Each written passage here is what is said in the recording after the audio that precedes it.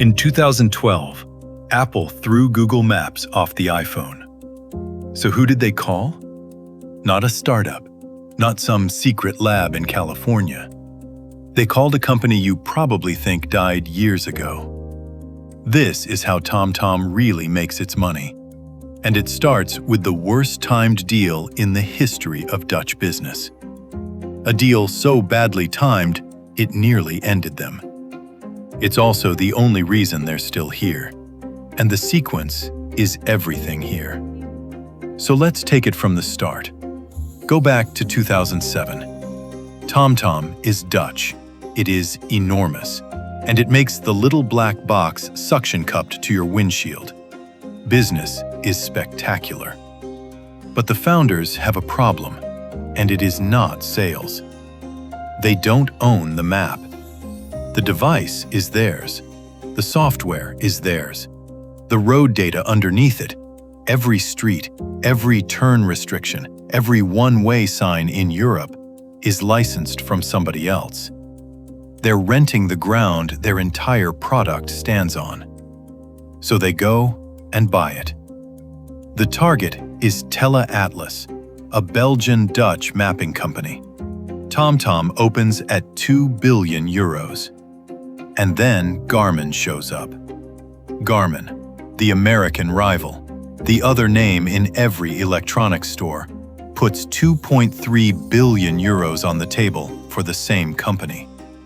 Because Garmin has worked out the same thing TomTom has. Whoever owns the map owns the future. So TomTom raises 2.9 billion euros. Garmin walks away. On the 30th of July 2008, Tele Atlas becomes a wholly owned part of TomTom. They finally own the map. Remember that date. 15 months. That's all they got. On the 28th of October 2009, Google announced free turn-by-turn navigation on Android. Not cheaper, free. Constantly updated on a phone already in your pocket. By the close, Garmin was down 16%. TomTom, 20%. Remember, Garmin was the one who walked away from the map. It didn't save them. Google didn't care who owned what. It just made the whole category free. Look at the position TomTom is now in. They are carrying 1.4 billion euros of debt, taken on to buy the ingredient for a product that has, as of this morning, a market price of 0. The share price had already halved. Investors began doing the arithmetic on whether the company could still meet the terms of its loans. So TomTom sold 430 million euros of new shares, handed 8% of itself to 2 investment firms, and asked its lenders to loosen the conditions. They agreed. That is what surviving looked like. Dutch company, killed by a smartphone, another Nokia. That obituary wrote itself. Except the phone call comes 3 years later. Cupertino, 2012. Apple has decided it is done shipping Google Maps inside the iPhone because Google has become a competitor, and there is a rival's software sitting in the middle of Apple's own product. So picture that conversation. We need a map, a whole planet, roads, turns, house numbers, all of it. Sure. When for? September.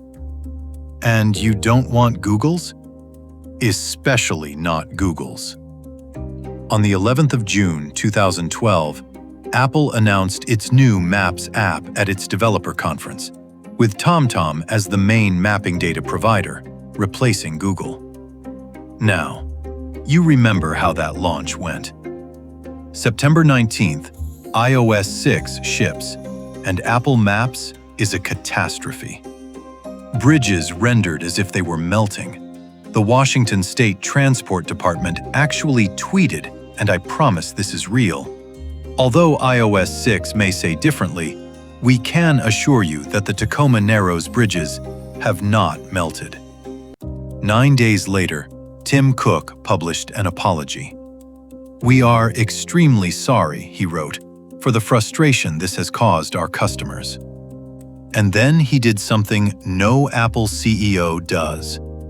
He told people to go and use a competitor in the meantime: Bing, MapQuest, Waze, or Google. Read that again. Apple had just spent a fortune getting Google out of its phone, and within 2 weeks, its chief executive was publicly recommending Google Maps. To be fair, that mess was Apple stitching many sources together, not one supplier's data failing. And the relationship survived. By 2018, TomTom was the primary data supplier for Apple Maps. But forget the bugs for a second, because the important thing isn't the app. It's what the phone call proved. Apple didn't pick TomTom because TomTom was the best. Apple picked TomTom because TomTom wasn't Google. That distinction is the whole company. Everything after this follows from it. Let's look at what the company actually is now. Most recent numbers published the 15th of July, 2026. That quarter, TomTom took in 135 million euros. 119 million of it came from a segment called Location Technology. The consumer segment, every device, every accessory, the entire business the world actually remembers, 16 million, and shrinking by around a fifth a year, 12% of the company. That's all that's left of the thing you think TomTom is. So this is how TomTom really makes its money now. Not by selling you directions, by selling the road underneath the directions to whoever is building the thing you actually use. And the biggest slice of that is automotive, selling to car makers. Over 5 million Stellantis vehicles on the road right now run TomTom's full navigation stack. Peugeot, Citroën, Fiat, Jeep, Chrysler, Opel. The Volkswagen Group's software arm uses TomTom's map for automated driving. Toyota, Renault, BMW's motorcycles, the Mercedes-Benz Actros truck, Microsoft's Azure Maps, Huawei, and this year, Amazon, wiring TomTom navigation into Alexa for cars. Nobody asked your opinion on any of that. It was settled in a procurement meeting before your car existed. And it's a gorgeous business. Gross margin last quarter, 90%. Whew, 90. You cannot build a plastic box with a screen in it and keep 90 cents of every euro. That is a software number.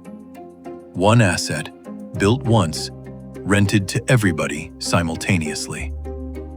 So let's follow the money one step further, into the move that makes no sense at all.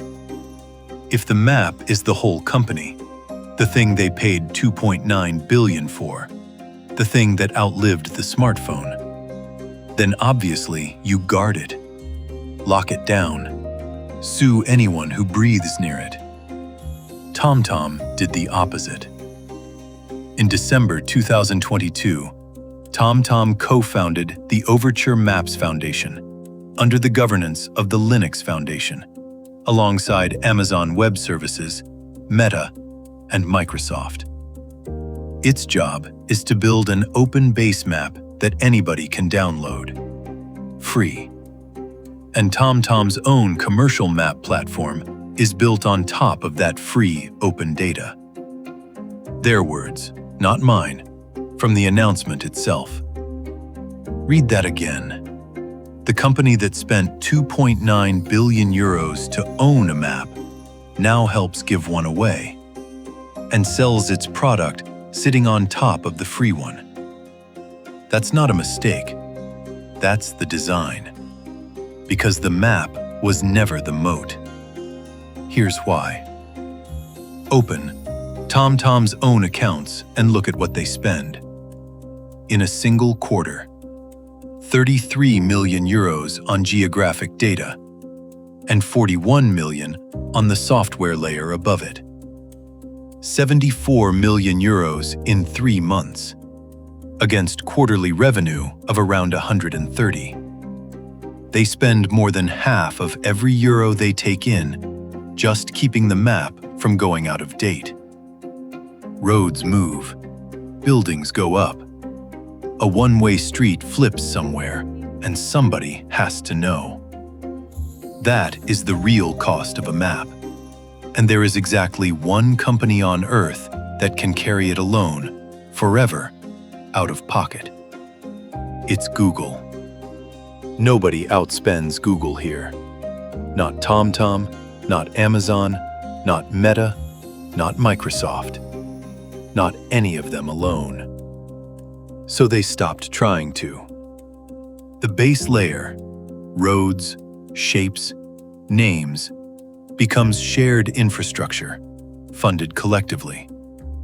On top of it, TomTom sells the genuinely hard part: lane-level detail, live traffic, routing, and a version a car maker can legally put in a car that drives itself. To be fair, the Foundation's stated purpose is interoperability, a common standard everyone can build on. That is what its members say, and it's a reasonable thing to want. But now, go back and look at who is standing around this map. Apple, Amazon, Microsoft, Toyota, Volkswagen, Stellantis, and sitting in the Foundation alongside them, Meta. Not one of them is Google. Every single one of them needs a map. That's the business. TomTom doesn't sell navigation. It sells the one thing Google structurally cannot sell anybody: a global map that isn't Google's. Now the scale. And this is where I have to be honest with you, because it would be easy to tell this as a triumph, and it isn't one. Revenue is falling. 574 million euros in 2024, 555 million in 2025, at an operating margin of exactly 0. Guidance for this year, 495 to 555 million, down again. In June 2025, they cut around 300 jobs, and the reason given was that the company was embracing artificial intelligence. The people building route planners, in sales, in customer support. What remains is 3,300 employees, and a map covering more than 235 countries and territories. And then the number that shows the pivot actually landed. Second quarter of 2025, an operating loss of 20 million euros. Same quarter this year, a profit of 9 million. The company didn't get bigger, it got smaller, and it started making money. Those are not the same story, and only one of them is being told here. So can you beat it? Wrong question. And that's what makes this one strange. There's nothing to beat. No fee, no trap, no fine print. TomTom isn't taking anything from you. You just aren't the customer. You haven't been for over a decade. There's no shopping around, no comparing, no switching. Because the decision was made about you, in a room you weren't in, before the car was built. The map in your dashboard, the route your parcel took this morning. Somebody licensed all of it. You get the output. That's the arrangement. Then, in April of 2026, Harold Godin stepped down. He co-founded the company. He'd run it since 2001, through the boom, through Tele Atlas, through Google, through Apple, through all of it. His fellow co-founder, Alain Detaille, left the same month. The man who replaced him is Mike Schoofs. He joined in 2005, and he was one of the people who built the original portable navigation device. The man who helped build the box now runs the company that outlived it. So what did 2.9 billion euros actually buy? Not a product. Products die, and this one took about 15 months. It bought a position, the only global roadmap on Earth that Google doesn't control. Nobody planned that. They went shopping for an ingredient and accidentally came home with the entire business. In 2012, Apple threw Google Maps off the iPhone and called a company everybody had already buried. They've been calling ever since. So has Amazon. So has Microsoft. And the little black box on the windshield? Gone. Only the map underneath it survived, riding along with you right now, under somebody else's logo, doing the one job Google doesn't get to do.